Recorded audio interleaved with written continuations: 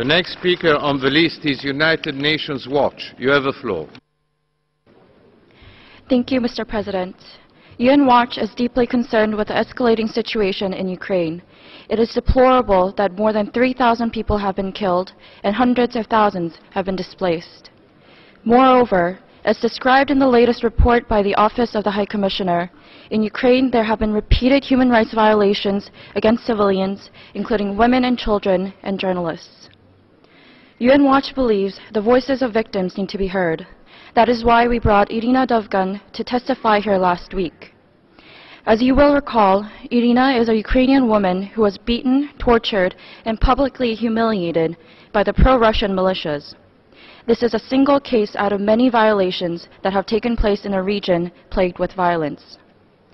Mr. President, UN Watch calls upon Russia to withdraw its forces, respect the sovereignty of its neighbors, and end support for armed groups. Russia cannot simply be allowed to invade its neighbors and violate borders with impunity.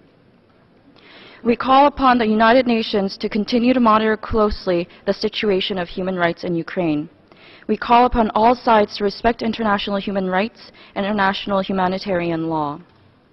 We cannot agree that the Ukrainian conflict is an internal or domestic matter, as President Putin has put it. The downing of Malaysian flight MH17, for example, has opened up this conflict far beyond the immediate borders. It is time for the international community to take concrete measures to bring this violence to an end. I thank you, Mr. President.